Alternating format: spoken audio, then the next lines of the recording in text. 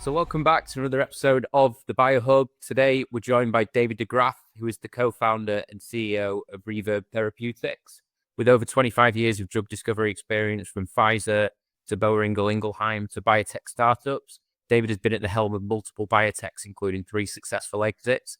So join us today as we'll dive into David's journey, the Canadian biotech scene, and how he manages work-life balance. So David, thanks so much for coming on. How are you? Hey, doing great. So nice to see you, Tom. Yeah, good. Well, let's start with a little bit about you then. So, can you talk us through your journey in the biotech field, and what inspired you to pursue a career in the biotech industry? Yeah. I don't think it's unusual. And I'm a scientist by training. I came to the States to do a PhD in genetics in the late 80s. And had the opportunity to explore the beginnings of what became genetics and genomics, both during my PhD and during my postdoc at the Weizmann Institute, where I met Eric Lander. And Eric asked me to come to Boston and work at the Whitehead Institute, which is where he was back then, where we started to work on understanding what that whole genome did. And this was before it was sequenced and pieces of it were known. And we're starting to map out and understand what each individual gene did and how they all interconnected and worked together. And when it was time for me to grow up and to do my next thing and to think about where I wanted to go and apply those skills, I wanted to do it in a place where this would be applied. I was very excited by the idea of turning these insights into helping patients one way or another. But I think my focus back then was on a very early form of siRNA, which I was very excited about. And I interviewed with a bunch of biotechs, which were just starting in Boston in the early 2000s, and with a bunch of pharmas. And because of advice from some great people, I ended up taking a job with AstraZeneca. I think the other part of it is I grew up with a father who was a scientist and worked for Organon for 35 years. So I went into a family business, which definitely is part of that journey. And in the beginning, I was the shiny new penny at that point in time, I was hired by AstraZeneca, bringing genetics and genomics in. But very quickly, it became about, what do I do with this? How do I change things? And the playing field in big pharma, AstraZeneca and Pfizer and Boehringer Ingelheim, where I spent the beginning of my career, was such that you get a very broad understanding of the needs and processes and different ways of making these drug discovery and development engines work. Have really just benefited tremendously from all the insights of these slightly different angles on this one big problem: is how do you take an insight in biology and turn it into a medicine that can help people. So that's sort of the story. At a certain point, I figured I could do this for myself. And that is because as much as these great engines do wonderful work, they always do it in one particular way. And I wanted to take things differently. So I ended up coming back to Boston, where we lived before, and started to work in privately held small companies, startups, first with flagship ventures and then later on with other venture firms. And then over the last 2 or 3 years, I've ended up in Canada, which we'll talk about a little bit later, I think. So that's a quick summary. Good, awesome, and I think that takes us quite nicely into our next question. Just in terms of your background, you're a scientist by training. How did you find that transition from being a scientist to a CEO? I guess it's a little bit of the less traditional route to becoming a CEO, but yeah, how have you found that transition? Similarly, what advice would you give to people that are wanting to take a similar sort of path? Yeah.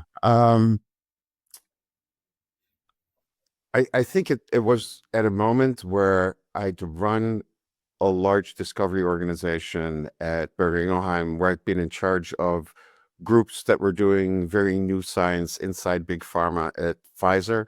Um, and I became more and more interested in sort of the business applications of what we were doing. Um, I remember, for example, that we did the analysis of the economics of this systems biology function that we'd implemented at Pfizer to start to understand what the impact was of particular insights. We developed an assay which we published to screen drugs very early on for their potential to be harmful to the liver, so hepatotoxicity. And quickly understood that that would have a major impact depending on where you put it in this huge chain of application. Early on, in the middle, and later, let's start to work with some economists there to just show that that one assay could save a company like Pfizer more than 100 million a year. And it was an assay that cost about $1 million a year. So it became a no-brainer to start to describe that. And that's something that I brought into these small companies very briefly as CSO.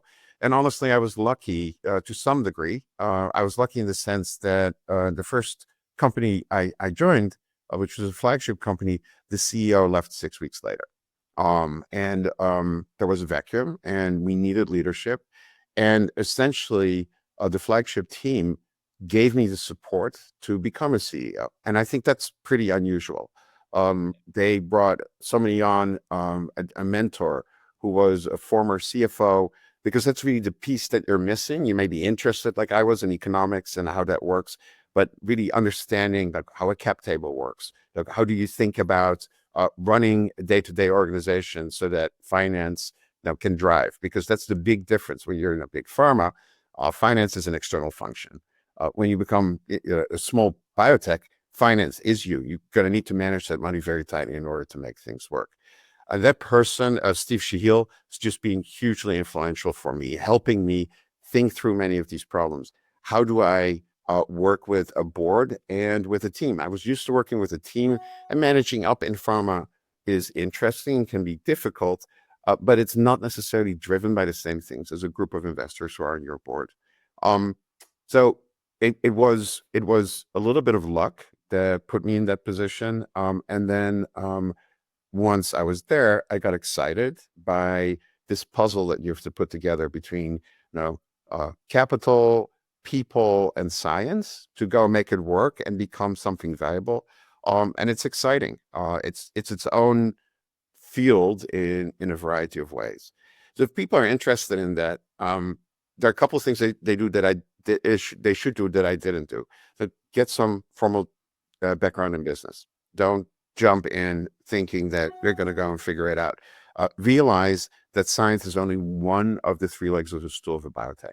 You really need to understand and work with people, both your board and with your company, and then have a deep appreciation and understanding for finances. Don't see it as something that's external or pushing you, which is often what I see scientists do. So they're, get educated in those areas and go move it forward. So many times when I hire scientists and we look at compensation, there are always three parts, right? There's a base salary, there's a bonus, and there's equity. And people don't understand that equity component. They don't understand the risks involved with it, but also they don't understand the upside and how to work with it.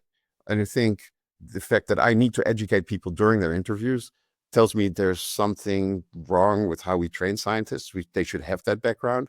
But since you're not being trained that way, go and find out. It's not that hard. Go Google a little bit, go find out why equity is given in particular portions over time, what a vesting period really means, what a cliff really means, all of that stuff. So there's a lot of self-education you could do to increase your chances of making a transition like this. Okay, awesome. And then back to Reverb, and you guys had a really impressive start with your seed round, and I guess you guys are developing biospecific antibodies that exploit the potential of the natural immune system.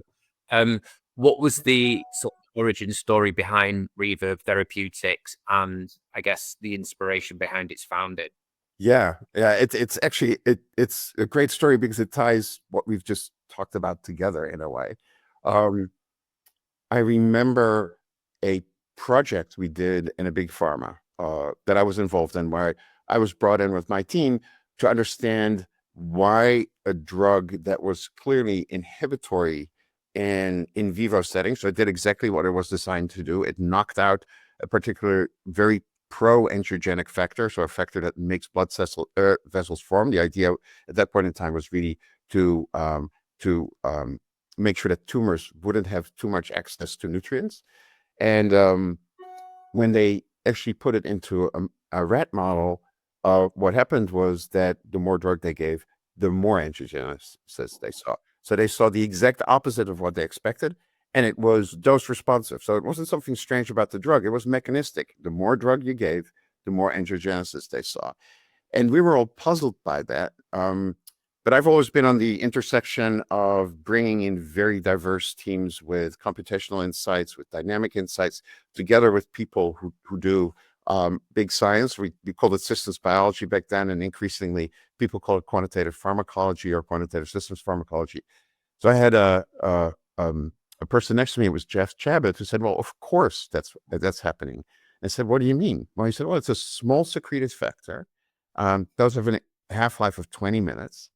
And then antibody is the drug that's blocking it, and antibodies have a half-life of weeks. What's happening is it's binding the cytokine. It's not completely blocking it, so that the more you dose of the antibody, the more it captures, and it just forms a very long duration complex.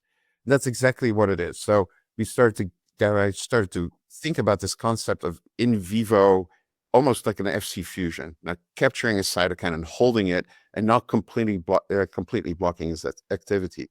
When I started to read through the literature, which is this amazing pool of knowledge that we all float on, it turns out people had thought about this for almost 40 years. People had been seeing this as an effect, sometimes seeing it as a problem, like it was for the project Jeff and I were working on, sometimes seeing it as something that was desirable. And so I constantly had this idea in the back of my mind, is there a pharmacological use for this particular observation? Can we, one way or another, extend the half-life of things that float around in blood that tend to have very short half-lives and make that useful? And now, why would you do it that way? Why wouldn't you just give the cytokine? And over the last 10 to 15 years, as cytokines have become really an area of focus in oncology and in autoimmune disease, people have tried to solve this problem in a different way. They've just tried to turn cytokines, which tend to need to act locally and briefly, into drugs that work systemically over a prolonged period of time. It turns out is very hard. It works very seldom, but most of the time you have issues with systemic dosing, because suddenly you take something that's only supposed to work in a very local place and you put it in the whole body. Often it has issues with immunogenicity, because these molecules need to be engineered quite heavily in order to work. And very often when people try to extend their half-life or change their behavior, they also make very difficult to make molecules. So even just manufacturing becomes an issue. A couple of years ago, I was actually meeting with a Canadian venture firm on something completely different. And said, do you have any other ideas? I said, well, there's this one thing that I've been walking around with forever in my mind, and I've been trying to think about how to start a company around this. They said, oh, that's very interesting. You should meet somebody who's thinking similarly.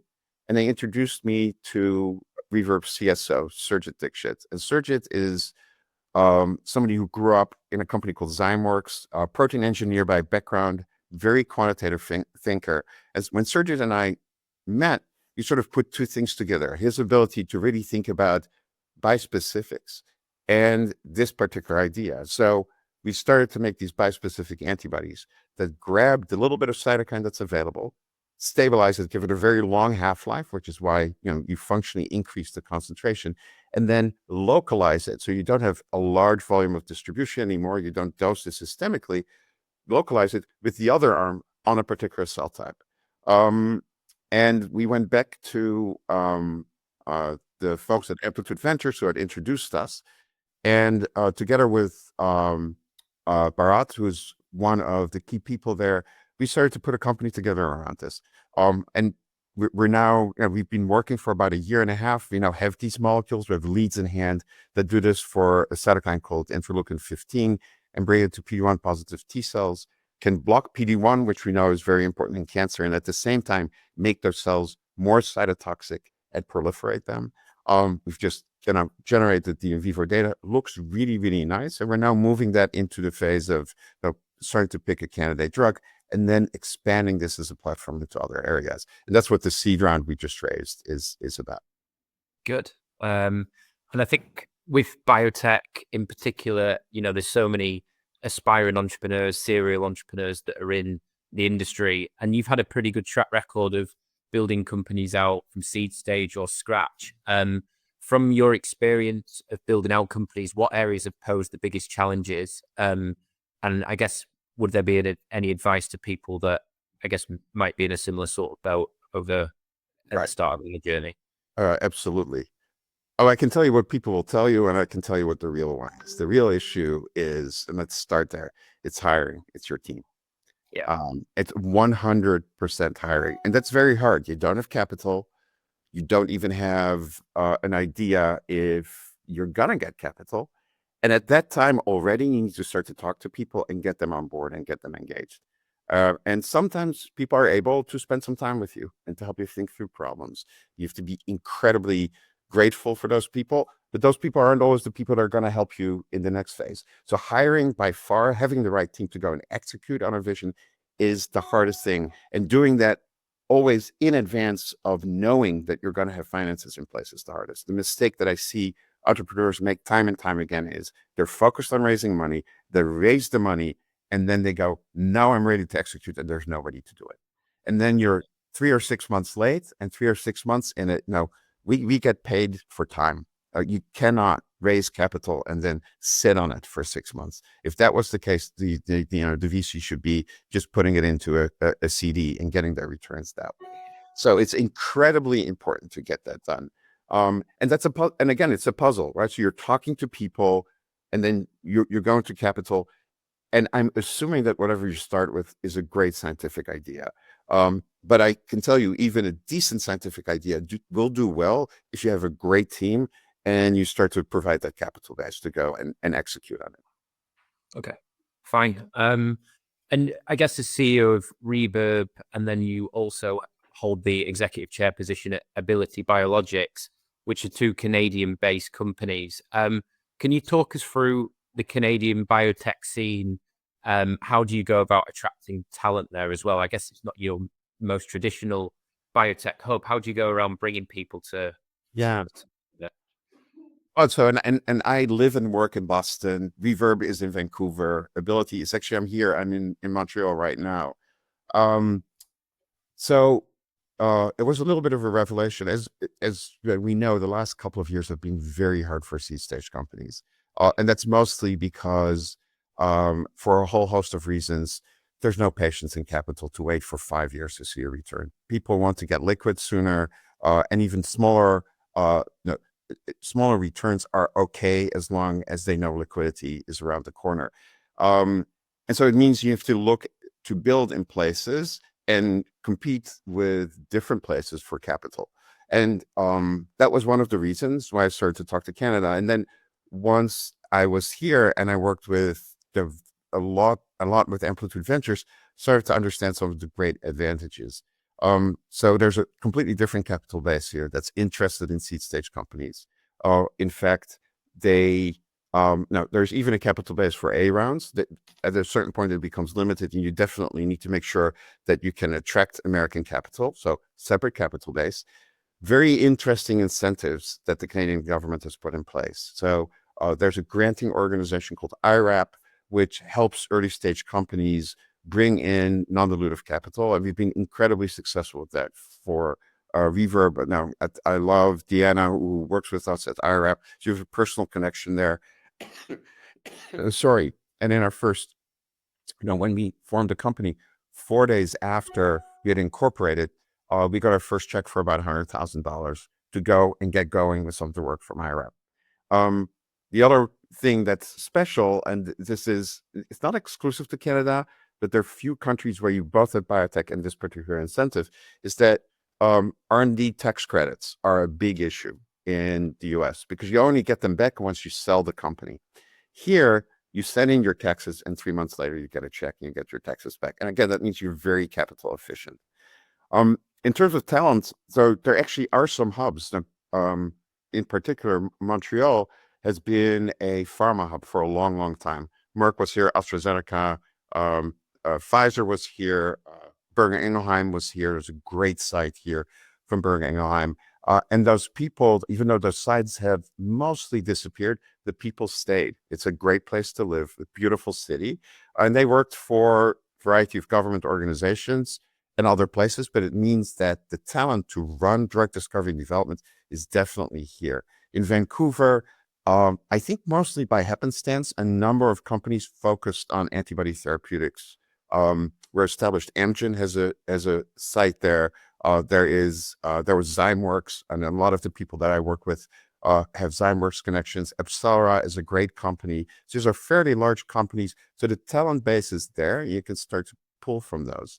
The issue is mostly clinical development experience. That doesn't seem to be concentrated here, but that is why we set up our companies, both Reverb and Ability, to have a Canadian mother company and then an American sub.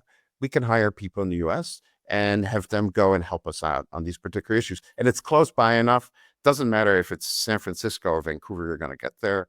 Doesn't matter if it's Montreal or Boston, you're going to go and get there. So, in the end, definitely good.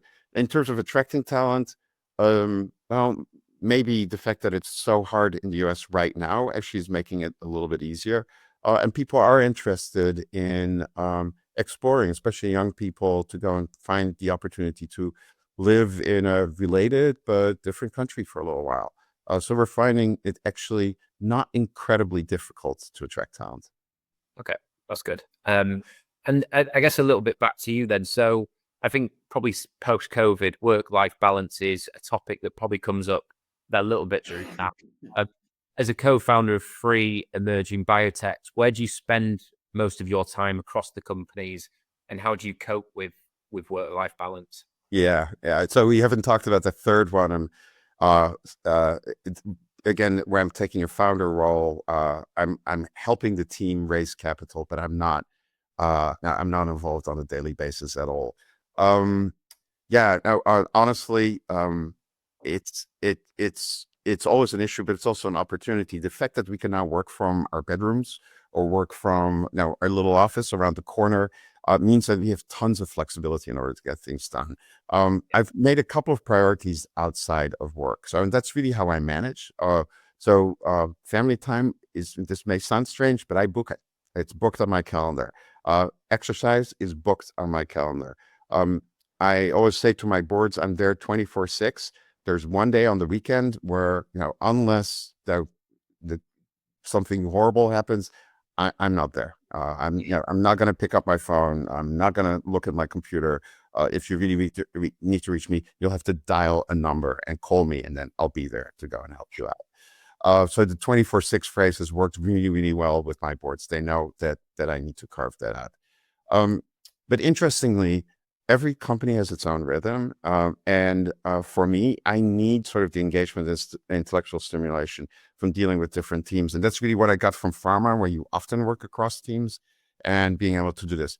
But I'm also very strict. I do one major role, which is Reverb for me, which takes up like 99.9% of my time. And then 2 other roles where I'm involved in really helping translate between board and management team, which I see as my major function in these cases, and where I contribute early science. And then very often when those companies get to the clinical stage, I'll take a step back. Sometimes I'm still a board member. Sometimes I'm just an advisor on the outside. And then it becomes much, much lighter.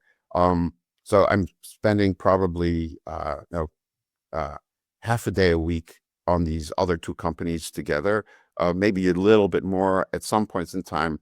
And it all works. It all goes. Good. And then this is a question we always finish with on the BioHub, but if you could have dinner with 3 people, past or present, who would they be and why? It doesn't necessarily need to be innovators, but yeah, who would they be and why? Yeah, I thought it's a great question. Of course, it's a great question. I like that it's 3 and not 1. There's one person, like, I'd be bored. It's the same as with companies. I need a little bit of stimulation. So I think we're going into an era where we really need to bring the arts back. I think the insights into how we can change our lives can not only come from science. I think science plays a huge role, but there's more. And so the 3 people I thought of were all people from the arts. So the first one would be Ursula Le Guin, who was a speculative fiction writer and died in 2018. She was really interested in understanding being human by putting people in extreme circumstances, understanding how that changes their perspective. A lot of people know about a book called The Left Hand of Darkness, which is about a society where humans really they're not gendered. They can play very shortly male or female roles, but that's not the point of that society. A book that I think everybody should read is The Dispossessed and Ambiguous Utopia, which talks about a society that's completely non-capitalist and how it could be set up and what works and what doesn't work in that context. So I'd love to go and sit down with her. I've read her book since I was a teenager. The other person I would love to have at the dinner table, and again, a little bit of a rebel looking at things from the outside. Like Ursula Le Guin was always the female writer in a very male-dominated field. Is Nina Simone. Nina Simone, the singer, songwriter, who was trained as a classical musician, then not allowed to pursue that, and just gave a big, can we swear on this podcast? Fuck you to the world, and became this amazing musician in a completely different context between jazz, and folk, and rock. And the third person who I thought about, so now we have writing and music, was somebody who was, in narrow ways you could see as a painter, and comes back to my own background a little bit. I don't think a lot of people know about her, Charlotte Salomon. She was a painter who made one huge piece. There are about 700 drawings telling her life story. She did that in 1941 and 42 in hiding in Nice, right before she was deported and murdered at Auschwitz. And her story is one of finding identity in a complex world, of being an outsider looking in. And it's just also absolutely gorgeous and beautiful. And as we go into dark times, I think looking at those stories again and seeing what we can learn from them to have better outcomes is pretty important. So those are the three people I would invite. Yeah, look, well, three terrific answers there. And yeah, it's been a pleasure having you on. I think Reverb, certainly a company I'll be keeping an eye out. And just your general story is just super inspiring. So yeah, it's been a pleasure having you on, David. Thanks so much. Thank you as well, Tom. It was great. So fun to do the interview. Good.